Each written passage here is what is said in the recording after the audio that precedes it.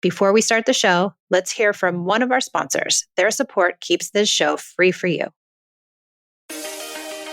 My book, Unpunished, is finally here.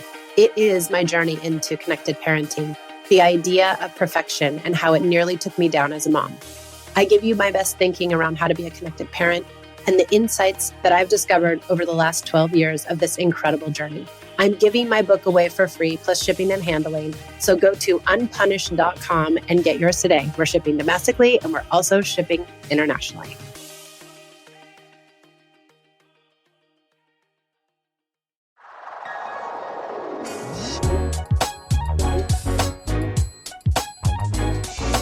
Thanks for joining me on the Peace and Parenting podcast. I'm so glad you're here. Welcome back to the Peace and Parenting podcast. I'm Michelle, and I'm back for another episode. I want to talk about electronics. Electronics is like one of the major things I always get questions about. Electronics and cooperation, I think, are the two main ones. Well, and punishments. But let's talk about electronics today.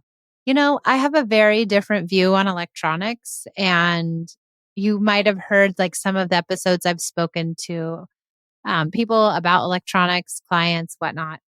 My thought process on electronics is this. They're not going anywhere. There's no way that electronics are leaving this earth. So we have to deal with them. And just taking electronics away from your child isn't going to also take away the issues that exist around electronics. So I think one of the things that has become very apparent to me is that I will make connection more important than my child's electronics. If I make connection readily available for my child as much as I can, they will choose connection over electronics almost every single time. And if that is our goal, is to have connection, then we have to be constantly giving them opportunities to connect with us so that they can get outside of their electronics and into connection with us. So that's the kind of the overarching idea. Here are some things that I think are super important and that are helpful inside of that overarching idea. So one is you have to be the good model, right? You have to model good electronic hygiene. Are you putting it away when your kids are around? Are you saying there's no electronics time for, all of us at a certain hour? Are you prioritizing also connection with your kids and your family and your friends and your people around you over electronics? Like, what are you modeling to your child every single day around electronics? Because they're watching you and they're watching your relationship with electronics. And if you want your kids to have a good relationship with electronics, then you'd better have a good relationship with electronics also. We can't expect them and take from them and say, you can't have this amazing thing that I'm spending all my time on and you're watching me, but I'm not going to let you do it. It's just not going to fly. Like I said, number 2, offering opportunities for connection. Do you want to do special time? Do you want to hang? Do you want to go on a walk? Would you like to play cards with me? Do we want to do a puzzle? Hey, you come in their rooms and try to wrestle them. Do you use play? What are you doing to promote connection so it can pull them out of their electronic haze that they're in? I'm going to stop there for a second because I just want to say this one thing. None of us like electronics. Let's just say that. I'm not a proponent of electronics. I'm really not. Like, I don't like them any more than anyone else does. I don't want my kids droning out on them either. But it doesn't do us any good to take the electronics away and create this scarcity. And we'll talk about scarcity in a minute. 3, prioritize discussions on the pitfalls of overusage instead of restrictions. So instead of just saying to my child, you can't have this app, or you can't be on past 8:00, or you can't have it on the weekends, or we're only having it on the weekends, or all these restrictions, which as a caveat, yes, restrictions are okay. But only using restrictions and not also having conversations about the pitfalls of overusage is missing an opportunity for learning. And learning is discipline. This is what discipline is, not consequences, not boundaries, not punishments. Discipline is to teach. And so we want to teach them what it's like to use electronics too much. How do you feel when you use electronics too much? How much is too much? How many hours do you think per day? Have you seen this study on X, Y, and Z? If they're old enough to have electronics in a meaningful way, they're old enough to have a discussion around the pitfalls of using too much electronics. Do we know what it does to our brains? What other things are you doing besides your electronics? Are you only doing your electronics? What are you talking to your child about? Or are you just saying, sorry, you can't use it on the weekend or you can't use it during the week? That's not good enough. We have to do better than that.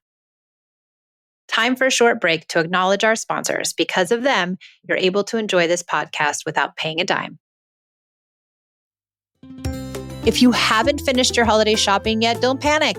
We've got a secret source for incredible original gifts, and that's Uncommon Goods. They've got unique hand-picked gifts for everyone on your list, all in one spot. Gifts that spark joy, wonder, delight, and it's exactly what I wanted feeling. My sweet Pia loves macaroons, and the giant macaroon set at Uncommon Goods is amazing with flavors like double peanut butter salted chip and chocolate salted caramel cheesecake. What? She's going to love these. And they are so unique compared to the basic ones we always see. Another incredible, unique gift idea is the Uncommon Experiences. They are more than just virtual classes. They are unexpected opportunities to have fun and connect in new ways. Who doesn't want a tarot card reading or a lunar astrology charting? They have crafts, gardening, and so much more. These are especially perfect for those folks we know who have it all. Get 15% off your next gift. Go to uncommongoods.com/peace. That's uncommongoods.com/peace for 15% off. Don't miss out on this limited time offer. Uncommon Goods. We're all out of the ordinary.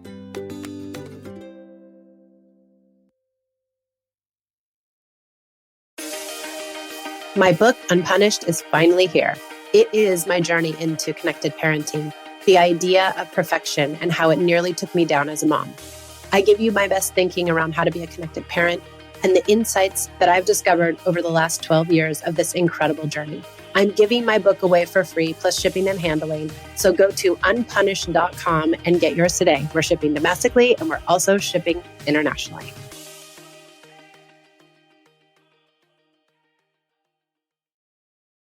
Thanks for supporting our sponsors. Now back to the show.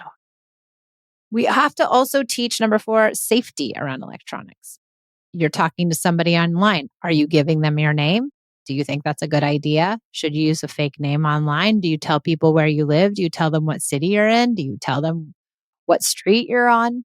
Are you on camera? Do you have your name on your shirt? Do you have your team name? Do you have the city name? Do you have the school name? Is that dangerous? Are the people you're talking to, are they adults? Are they children? Do they say they're children but could be adults? Do you know that this is true?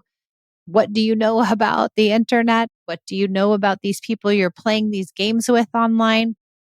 Are we having conversations about what is out there? We had to have a huge conversation. I'd have a huge conversation with my girls about TikTok. They think TikTok is like NBC News.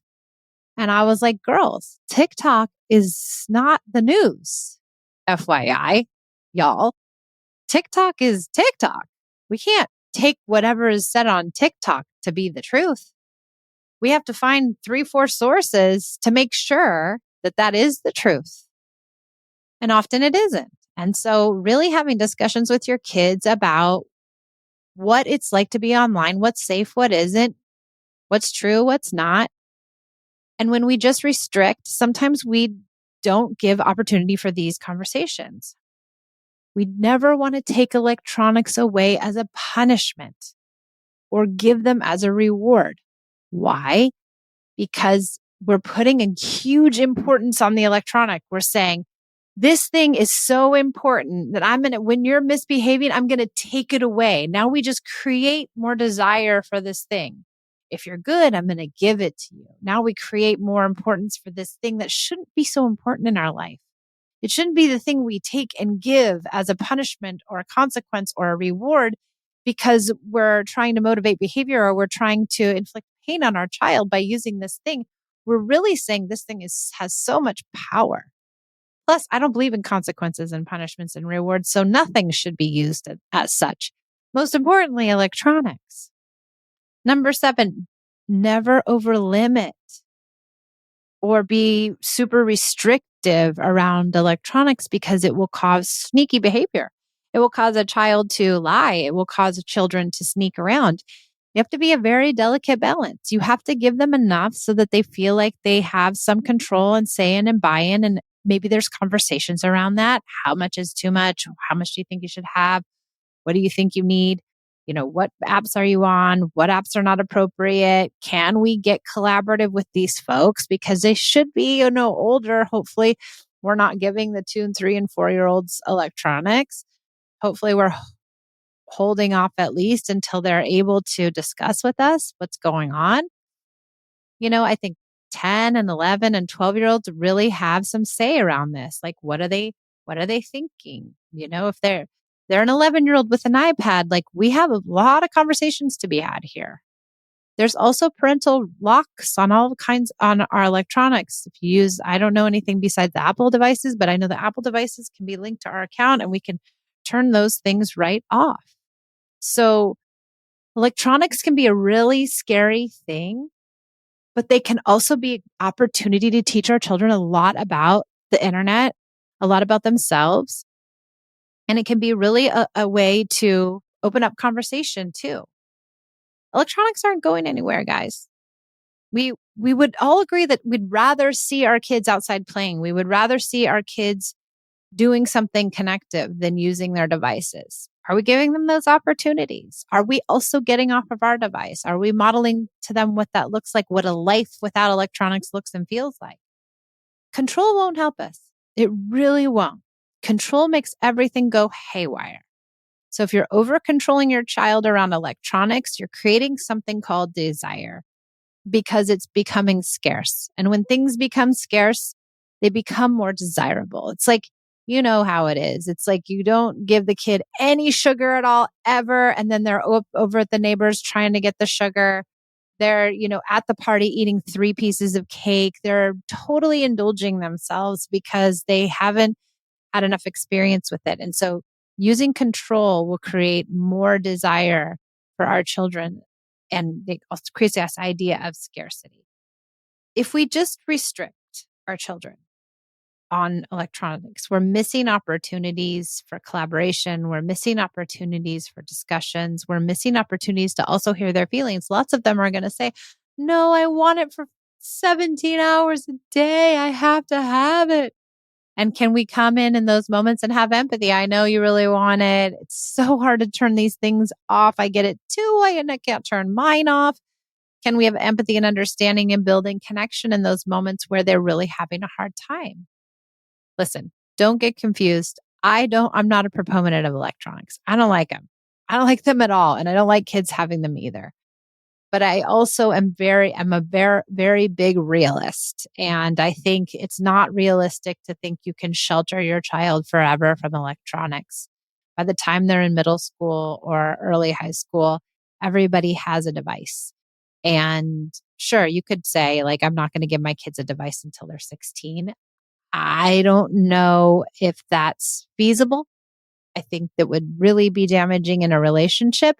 There's a way to have a child who has electronics, who knows how to use it properly, and who can be given guidance around that, and who you can work with together collaboratively to get to a mutual understanding of how you're going to navigate electronics in your life. It's a big deal. It creates a whole nother layer to parenting that none of us likes.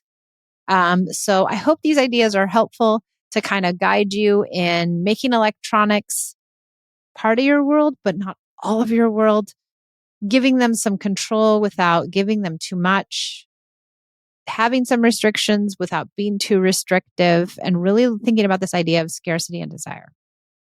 Okay. Thanks for joining me on the Peace of Parenting podcast. I hope you liked this episode. If you did, like it and save it and forward it to your friends and leave a review or a rating wherever you listen to the podcast. I would so very much appreciate it. Thanks for joining us. See you next time.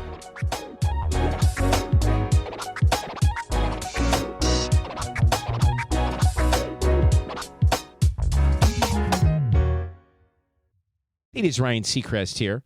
Everybody needs some variety in life. That's what I love about Chumba Casino. They know how to keep things fresh and exciting. All their games are free to play, like spin slots, bingo, and solitaire. You can claim free daily login bonuses, too. And they release new games every week. So spice things up with ChumbaCasino.com now for your chance to redeem some serious prizes. Sponsored by Chumba Casino. No purchase necessary. VGW Group. Void where prohibited by law. 18 plus terms and conditions apply.